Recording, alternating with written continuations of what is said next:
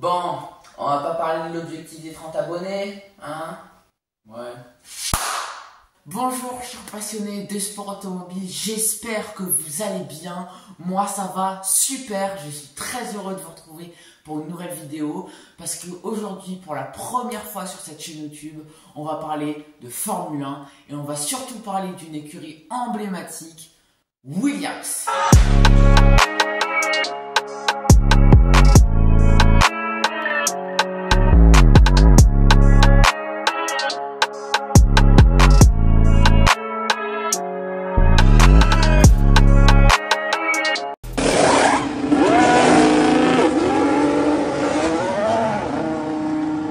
Bon, alors avant de parler de quoi que ce soit, j'ai envie de faire un petit point avec vous sur ce qui s'est passé la saison dernière, sur ce qui s'est passé cet hiver en Formule 1, parce qu'il s'est passé beaucoup de choses. Alors la saison dernière, c'est McLaren qui a gagné le championnat constructeur. Donc constructeur, c'est pour les écuries, hein, on est bien d'accord sur ça. Donc Ferrari, Red Bull, ok. Donc c'est McLaren qui a gagné après une remontée folle en termes de performance, c'était incroyable. Malheureusement, ils n'ont pas pu gagner le championnat du monde pilote. Problème de consigne d'équipe, voilà, mais bon, ça c'est un autre sujet. C'est l'indétrônable Max Verstappen qui a gagné ce championnat du monde, 4 fois champion du monde, Max Verstappen, incroyable. Est-ce qu'il pourra aller chercher un 5e titre mondial pour égaler Juan Manuel Fangio? Voilà, ça va être un petit peu compliqué, je vous le cache pas, hein, parce qu'il y a McLaren, il y a Ferrari qui ont fait beaucoup parler d'eux pendant cet été, notamment avec le transfert de Lewis Hamilton, si vous avez suivi, voilà, bon. Donc Lewis Hamilton prend la place de Carlos Sainz chez Ferrari, il sera aux côtés de Charles Leclerc. Voilà, ça va être un beau petit duo, ça, j'ai hâte de voir ça.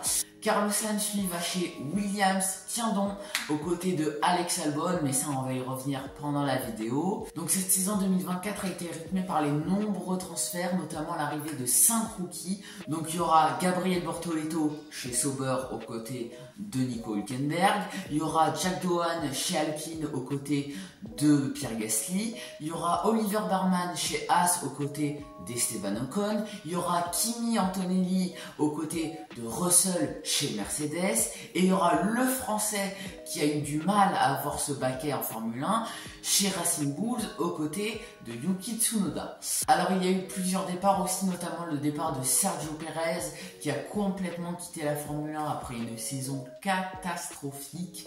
Alors il y a également eu l'annonce que Audi arrivait en Formule 1 en 2026, Audi qui a racheté Sauber et du coup ils prendront la place de Sauber. Ok, c'est bon pour vous?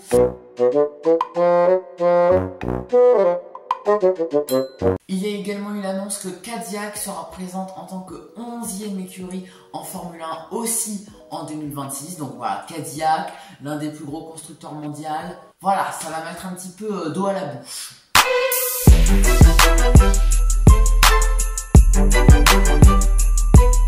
Depuis que James Vowles, le directeur de chez Williams, a recruté Carlos Sainz, il dit vouloir être un top team avec lui.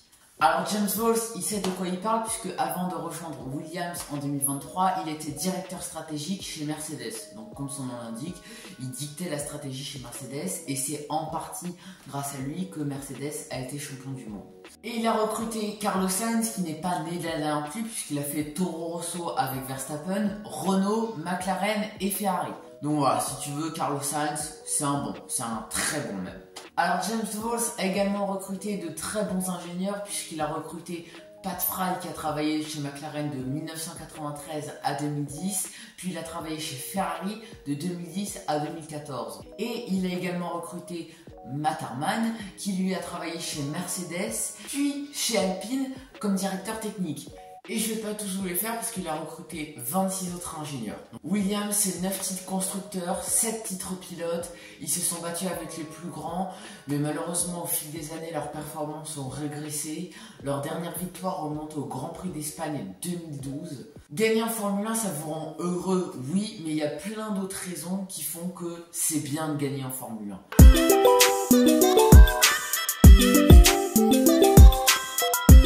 En Formule 1, toutes les écuries ont ce qu'on appelle un plafond budgétaire.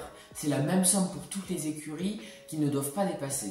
Et c'est pour ça qu'il faut éviter d'accidenter la voiture en Formule 1, parce que plus l'écurie va payer les réparations, moins elle aura d'argent pour payer les améliorations. Et malheureusement, Williams, en 2024, ils ont payé plus de 14 millions de dollars, ce qui est tout simplement énorme.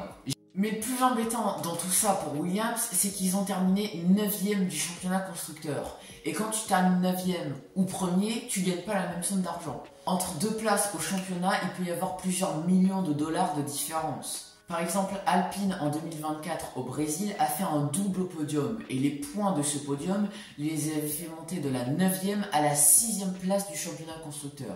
Et c'est pour ça qu'on l'a appelé le podium à 29 millions d'euros pour Alpine. C'est parce qu'entre la 9e place et la 6e place du championnat, il y avait 29 millions de dollars en jeu. Donc t'imagines un peu entre la 9e place et la première place, c'est une dinguerie. Bon, si vous n'avez pas tout compris, vous me demandez en commentaire, je vous répondrai avec grand plaisir. Et plus t'es haut dans le classement, plus ça attire les sponsors. Eh oui, tu gagnes plus d'argent, du coup les sponsors, voilà. Malheureusement, la Formule 1, ça tourne un petit peu autour de l'argent. Hein. C'est comme Pérez. Ah bah oui, s'il n'a pas été viré tout de suite, c'est parce qu'il y a un petit chéquier derrière. Hein.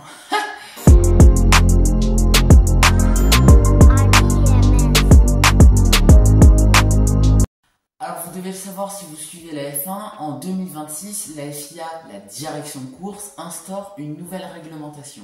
Alors on va voir un petit peu ensemble toutes ces nouvelles règles, mais on va surtout voir en quoi ça peut être bénéfique pour Williams. La première chose qui va changer en 2026, c'est les voitures. Elles vont être rétrécies un petit peu, oui, mais elles vont être rétrécies quand même.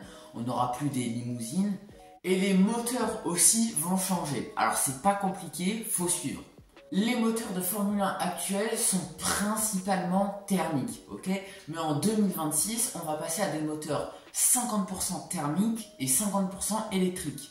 Et ces moteurs marcheront au biocarburant. Le biocarburant, c'est pas du carburant fait avec le pétrole, c'est du carburant fait avec les déchets de Monsieur Tout-le-Monde. Donc ce sera plus écologique. Eh oui. Ces moteurs-là, ils sont réfléchis pour réduire l'écart de performance entre les équipes. Donc on aura un peloton encore plus resserré. Et ça, c'est vachement bénéfique pour Williams, parce qu'on a vu encore l'année dernière qu'en qualification 1 ou 2 dixièmes de moins, c'était de P1 à P15, tu vois. Donc, et en course, peloton plus resserré, plus de possibilités de dépassement, plus d'opportunités pour Williams. Voilà. Et ces moteurs coûteront aussi moins cher, donc moins d'argent à dépenser pour les petites écuries comme Williams. Donc voilà, parfait. Donc en conclusion de tout ça, moins d'argent à dépenser pour les petites équipes comme Williams, plus d'égalité entre les écuries et moins de pollution en Formule 1. C'est parfait, c'est parfait. Non mais je vous le dis, ce sport est parfait. Regardez ce sport! Alors la nouvelle réglementation, c'est très bien, mais je vous rappelle que cette même année, il y a l'arrivée de Audi qui a gagné dans presque toutes les catégories où elle est passée, et il y a aussi l'arrivée de Cadillac, l'un des plus gros constructeurs mondiaux. Alors Cadillac roulera avec un moteur Ferrari et Audi fera son propre moteur. Et je pense qu'en termes de moteur, ils savent de quoi ils parlent. Et Audi, ils sont en train de se former une bonne équipe parce qu'ils ont Mattia Binotto, ancien directeur de chez Ferrari, Jonathan Whitley, l'ancien directeur sportif de chez Red Bull, et ils ont Inaki Rueda, l'ancien directeur de la stratégie chez Ferrari.